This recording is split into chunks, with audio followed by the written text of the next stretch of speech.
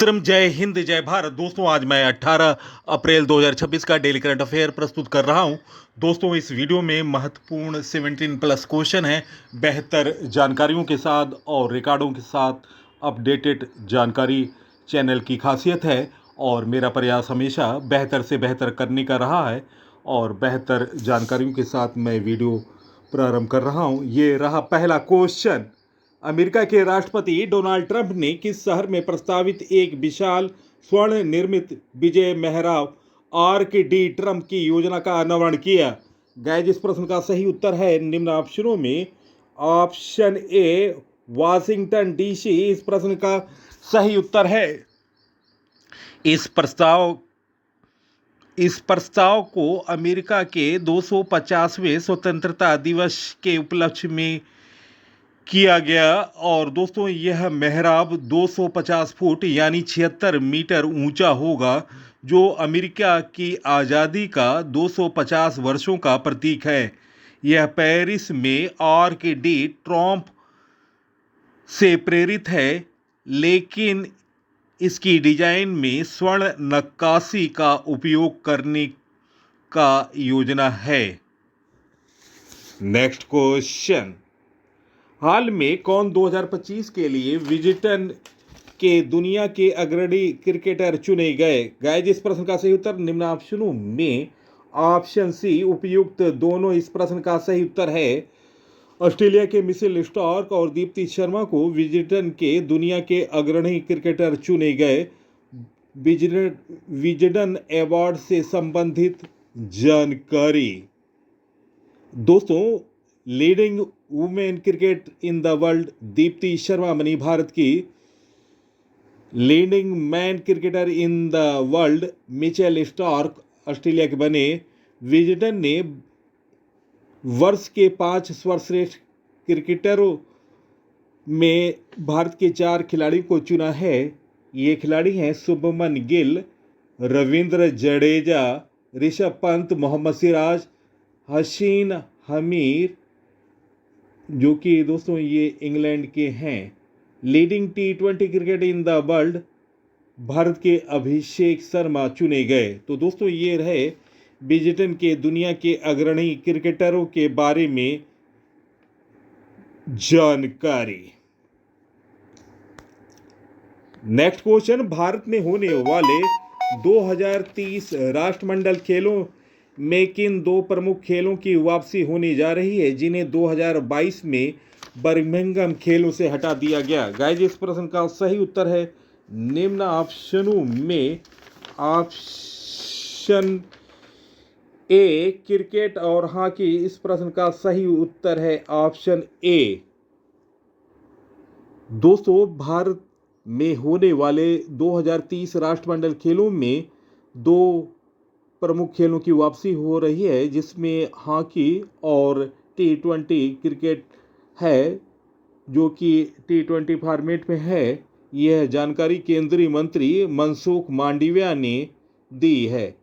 ये दोनों खेल 2030 के राष्ट्रमंडल खेलों के हिस्सा होंगे। 2026 राष्ट्रमंडल खेल खेले गए थे ग्लासगो स्कॉटलैंड में 23 जुलाई से 2 अगस्त 2026 तक। खेलों की संख्या 10 थी। एथलेटिक, तैराकी, para athletic, gymnastic, track cycling, netball, भारोत्तोलन, पैरा पावर लिफ्टिंग, मुक्केबाजी आदि। दोस्तों इस राष्ट्रमंडल खेलों में ग्लासगो राष्ट्रमंडल में ये खेल शामिल नहीं किए गए थे। क्रिकेट, हॉकी, बैडमिंटन, कुश्ती, रग्बी, सेवेंस और टेबल टेनिस। Next question. हाल में विश्व आवाज दिवस कब तक मनाया गया? गाइस इस प्रश्न का सही उत्तर निम्न ऑप्शनों में ऑप्शन ए 16 अप्रैल इस प्रश्न का सही उत्तर है। हर साल 16 अप्रैल को मनाए जाने वाला एक अंतर्राष्ट्रीय कार्यक्रम है विश्व आवाज दिवस, जो संचार में आवाज के महत्व को उजागर करता है। यह दिन स्वर स्वास्थ्य आवाज की समस्याओं की रोकथाम और उनकी देखभाल के बारे में वैश्विक जागरूकता बढ़ाने के लिए समर्पित है। इसका उद्देश्य लोगों के बारे में वैश्विक जागरूकता बढ़ाने के लिए समर्पित है। इसका उद्देश्य लोगों को अपनी आवाज़ को स्वस्थ रखने के लिए प्रेरित करना है। 2026 की थीम है हमारी आवाज़ों की देखभाल, केयर फॉर आवर वॉइस। यह एक वार्षिक आयोजन है जो कि 1999 में ब्राज़ील से शुरू हुआ था और अब अंतर्राष्ट्रीय स्तर पर मनाया जाने लगा है। नेक्स्ट क्वेश्चन, वित्त वर्ष 2025-26 में भारत में सर्वाधिक पेटेंट आवेदन दर्ज करने में कौन सा राज्य शीर्ष पर है? गाइस, इस प्रश्न का सही उत्तर है निम्न ऑप्शनों में ऑप्शन सी तमिलनाडु। इस प्रश्न का सही उत्तर है। वित्त वर्ष 2025-26 में तमिलनाडु में 22,995 पेटेंट आवेदनों के साथ शीर्ष पर रहा। भारत में वित्त वर्ष 2026 में 1,43,729 पेटेंट आवेदन दर्ज किए गए, जो वित्त वर्ष 2025 में 1,10,375 आवेदनों से अधिक। घरेलू आवेदनों की संख्या 98,771 रही है। और दोस्तों, जो पिछले वर्ष 68,201 आवेदनों से काफ़ी अधिक है। पिछले वर्ष की तुलना में 30.2% अधिक कुल आवेदन हैं, जो कि कुल आवेदनों में से 69% अधिक घरेलू स्तर पर दाखिल किए गए हैं, जो मेड इन इंडिया से इन्वेस्टेड इन इंडिया की ओर बदलाव को दर्शाता है। टॉप 3 राज्य हैं तमिलनाडु, कर्नाटक, महाराष्ट्र। नेक्स्ट क्वेश्चन, हाल में एशिया के सबसे बड़े एलिवेटेड वन जीव कॉरिडोर का उद्घाटन किस देश में किया गया? गाइस, इस प्रश्न का सही उत्तर निम्न ऑप्शनों में option A Brazil, option B है भारत। इस प्रश्न का सही उत्तर है, नोट डाउन करें। अप्रैल 2026 में प्रधानमंत्री नरेंद्र मोदी ने दिल्ली देहरादून इकोनॉमिक कॉरिडोर के अंतर्गत उत्तर प्रदेश के सहारनपुर से उत्तराखंड के डाटकाली तक निर्मित 12 किलोमीटर लंबे एशिया के सबसे ऊंचे एलिवेटेड वन जीव कॉरिडोर का उद्घाटन किया। यह कॉरिडोर राजाजी नेशनल पार्क के ऊपर से गुजरता है, जिससे वन्य जीवों को बिना बाधा के आवागमन की सुविधा मिली है। दोस्तों, ये स्थान है देहरादून एक्सप्रेस वे, मुख्य रूप से सहारनपुर और उत्तराखंड का क्षेत्र है। लंबाई है, यह लगभग 12 किलोमीटर का एलिवेटेड हिस्सा है, जो एशिया का सबसे लंबा वाइल्ड लाइफ कॉरिडोर है। उद्देश्य है मानव वन्य जीव संघर्ष को कम करना और पारिस्थितिकी संतुलन बनाए रखना।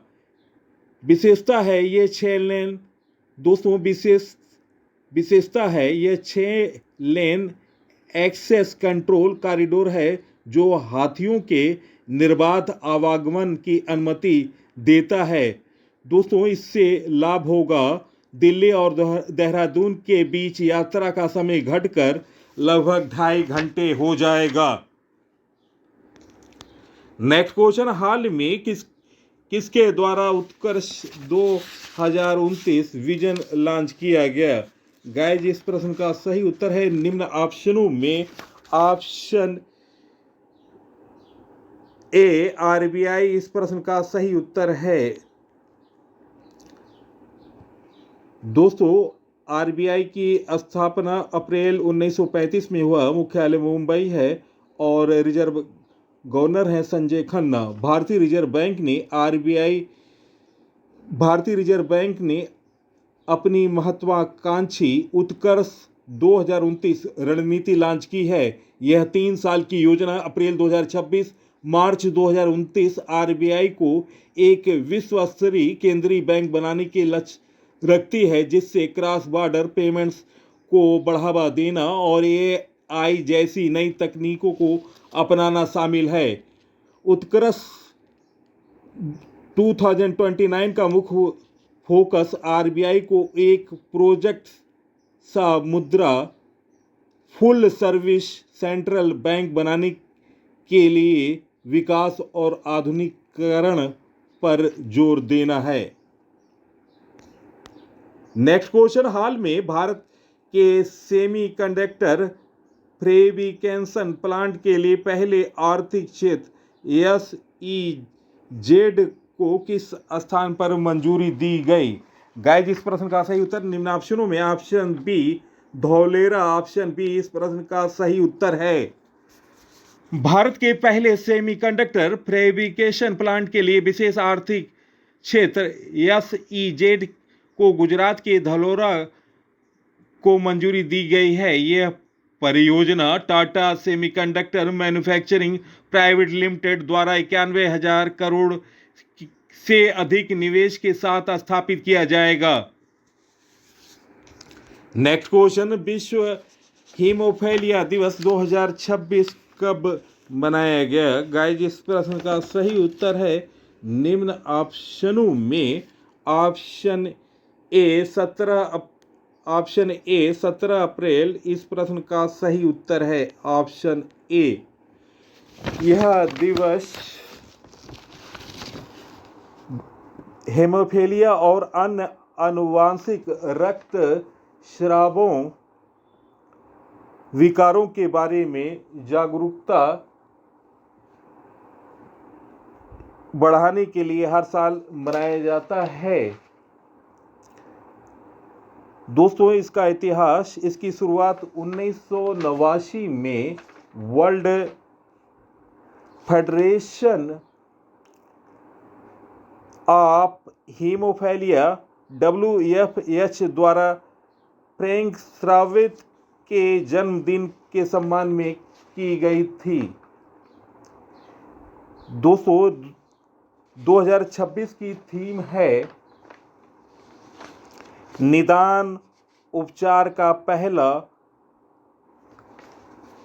कदम। दोस्तों, अप्रैल माह के महत्वपूर्ण दिवसों के बारे में जानकारी। 1 अप्रैल को उत्कल दिवस के साथ RBI स्थापना दिवस और 1 अप्रैल को CBI का स्थापना दिवस मनाया गया। 2 अप्रैल को विश्व ऑटिज्म जागरूकता दिवस, 4 अप्रैल को अंतर्राष्ट्रीय खदान जागरूकता दिवस के साथ दोस्तों अंतर्राष्ट्रीय खदान जागरूकता दिवस 4 अप्रैल को मनाया गया। 5 अप्रैल को राष्ट्रीय समुद्र दिवस मनाया गया। 6 अप्रैल को विकास और शांति के लिए अंतर्राष्ट्रीय खेल दिवस मनाया गया। 7 अप्रैल को विश्व स्वास्थ्य दिवस मनाया गया और अंधापन निवारण सप्ताह मनाया गया।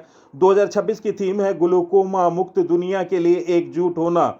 और 10 अप्रैल को राष्ट्रीय HIV और एड्स जागरूकता दिवस मनाया गया और इसके साथ ही 10 अप्रैल को विश्व होम्योपैथी दिवस और जल संसाधन दिवस मनाया गया। 10 अप्रैल को 11 अप्रैल को राष्ट्रीय सुरक्षित मातृत्व दिवस मनाया गया। 12 अप्रैल को अंतर्राष्ट्रीय मानव अंतरिक्ष उड़ान दिवस मनाया गया। 13 अप्रैल को सियाचिन दिवस, जलियांवाला बाग नरसंहार दिवस मनाया गया। 13 अप्रैल को 14 अप्रैल को विश्व चगास रोग दिवस, 15 अप्रैल को विश्व कला दिवस के साथ हिमाचल दिवस मनाया गया। तो दोस्तों, ये रहे महत्वपूर्ण नियुक्तियों से संबंधित दोस्तों अप्रैल माह के महत्वपूर्ण दिवसों से संबंधित महत्वपूर्ण ये जानकारी रही।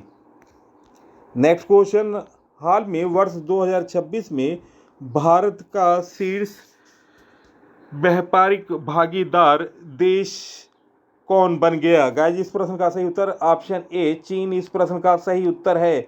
दोस्तों, चीन की राजधानी बीजिंग है, मुद्रा रेनमिनबी है और चीन के राष्ट्रपति हैं वर्तमान में शी जिनपिंग। वित्त वर्ष 2025-26 में चीन अमेरिका को पीछे छोड़कर भारत का सबसे बड़ा व्यापारिक भागीदार बन गया। अप्रैल फरवरी 2026 तक दोनों देशों के बीच कुल व्यापार 137 अरब डॉलर से अधिक 151.1 अरब डॉलर तक रहा, जिससे चीन लगातार 11वें महीने शीर्ष पर रहा। इसके साथ ही भारत का व्यापार घाटा 112.16 अरब डॉलर के रिकॉर्ड स्तर पर पहुंच गया। नेक्स्ट क्वेश्चन, अप्रैल 2026 में दिग्गज खिलाड़ी विक्टर एक्सेलेशन ने अंतर्राष्ट्रीय बैडमिंटन से संन्यास की घोषणा की। वे किस देश से संबंधित है? गाइस, इस प्रश्न का सही उत्तर निम्न ऑप्शनों में ऑप्शन सी डेनमार्क इस प्रश्न का सही उत्तर है। डेनमार्क के 32 वर्षीय दिग्गज खिलाड़ी विक्टर एक्सेलेशन ने पीठ की गंभीर चोट के कारण 15 अप्रैल 2026 को अपने शानदार 16 साल के प्रोफेशनल कैरियर को अलविदा कह दिया। वे 2 बार के ओलंपिक स्वर्ण पदक विजेता रहे। नोट डाउन करें, टोक्यो 2020 और पेरिस 2024।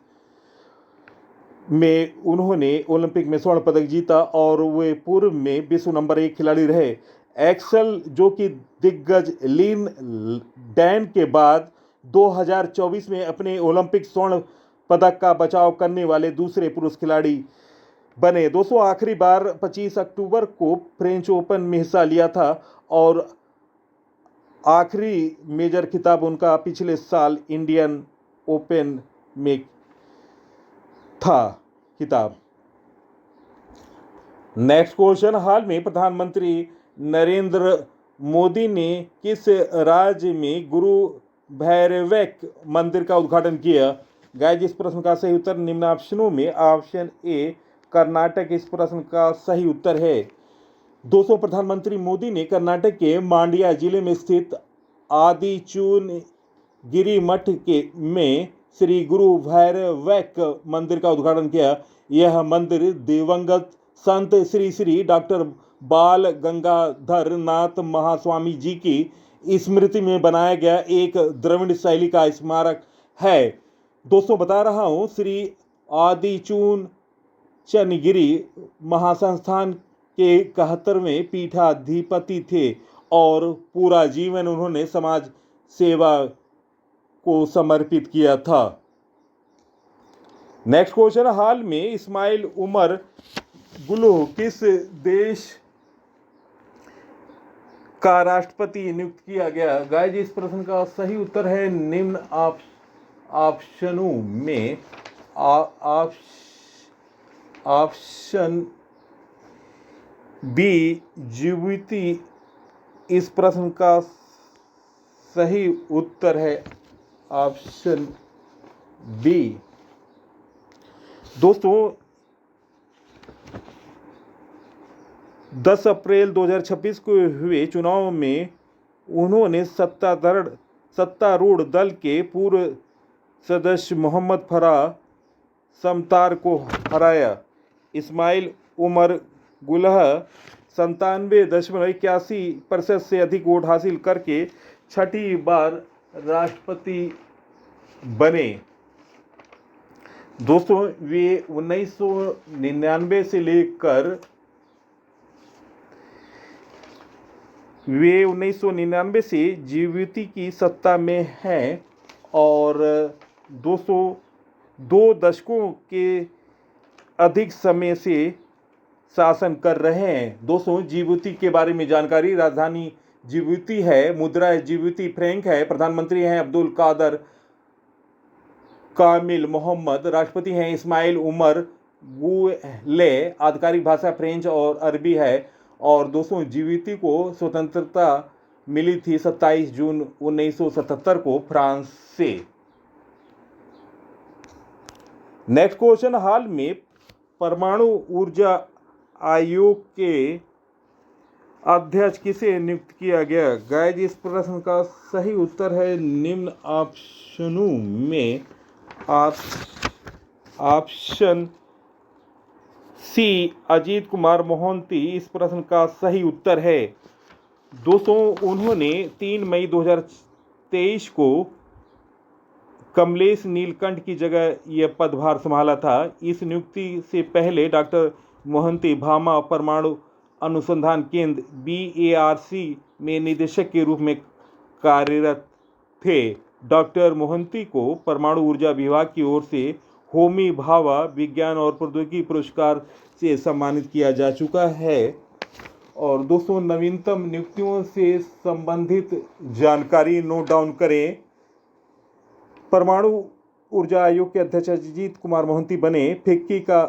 फिक्की ने आनंद स्वरूप को महासचिव नियुक्त किया। गोदरेज इंडस्ट्री बोर्ड के नए चेयरपर्सन फिरोजेसा गोदरेज नियुक्त हुए। सुसान कोयल ऑस्ट्रेलिया के रक्षा बल की पहली महिला सेना प्रमुख नियुक्त हुई। तमिलनाडु और पुडुचेरी के प्रधान मुख्य आयकर आयुक्त का पदभार संभाला। सुनील वाजपेयी ने BPCL के नए अध्यक्ष प्रबंध निदेशक संजय खन्ना बने। पॉलिसी बाजार ने सज्जा नारायण चौधरी को अपना CEO नियुक्त किया। अरब लीग के नए महासचिव नवील फहमी नियुक्त हुए। IDPIC के सत्यनारायण राजू को MD एंड CEO नियुक्त किया गया। UN committee on economic social and culture के लिए प्रीति शरण को नियुक्त किया गया। आनंद कुमार पाल ने वित्त मंत्रालय के व्यय विभाग लागत का कार्यभार संभाला। तो दोस्तों ये रहे नवीनतम नियुक्तियों से संबंधित जानकारी। नेक्स्ट क्वेश्चन, हाल में साइप्रस में आयोजित फीडे वीमेंस कैंडिडेट टूर्नामेंट का खिताब किसने जीता? गाइस इस प्रश्न का सही उत्तर option A R Vaishali Bharat की। ऑप्शन ए इस प्रश्न का सही उत्तर है। दोस्तों 14 राउंड के कड़े मुकाबले में उन्होंने 8.5 अंक हासिल किया। यह खिताब जीतने वाली पहली भारतीय महिला बनी। दोस्तों इस शानदार जीत के साथ ही उन्होंने मौजूदा विश्व चैंपियन जू वैन जून के खिताब के लिए खेलने की पात्रता हासिल की गई। दोस्तों अंतिम मुकाबला इनका रूस की कटरीना लेगनो को उन्होंने अंतिम मुकाबले में हराकर 14 में से 8.5 अंक हासिल किए। और दोस्तों आपको बता रहा हूँ उज्बेकिस्तान के 20 वर्षीय ग्रैंड मास्टर जोबासिर सिंदारोन ने अप्रैल 2026 में संपन्न प्रतिष्ठित फीडे कैंडिडेट टूर्नामेंट 2026 जीता था। नेक्स्ट क्वेश्चन, हाल में किस बैंक ने जियो फोन डिवाइस के जरिए फोन बैंकिंग सेवा शुरू की? गाइस इस प्रश्न का सही उत्तर निम्न ऑप्शनों में option B bank of Baroda. Option B इस प्रश्न का सही उत्तर है। बैंक ऑफ बड़ौदा ने फीचर फोन इस्तेमाल करने वालों तक मोबाइल बैंकिंग से नाम पहुंचाने के लिए रिलायंस जियो के साथ साझेदारी की। इस पहल के तहत बाव वर्ल्ड लाइट ऐप पेश किया जो जियो फोन डिवाइस पर उपलब्ध होगा। इससे लाखों यूजर्स बिना स्मार्टफोन के भी जरूरी बैंकिंग सेवाओं का लाभ उठा पाएंगे। नेक्स्ट क्वेश्चन, भारतीय नौसेना द्वारा पहले कमांडर कॉन्फ्रेंस का आयोजन कहाँ किया गया? गाइस इस प्रश्न का सही उत्तर ऑप्शन बी नई दिल्ली। इस प्रश्न का सही उत्तर है ऑप्शन बी। दोस्तों प्रश्नों का चयन और पीसी सर की मेहनत अगर पसंद आई है आप इस वीडियो को सोशल साइटों और स्टडी ग्रुपों पर शेयर करें। इसी के साथ मैं इस अंक से विदा ले रहा हूं। अगले अंक में आपसे मुलाकात होगी, तब तक के लिए नमस्कार, वंदे मातरम, जय हिंद, जय भारत।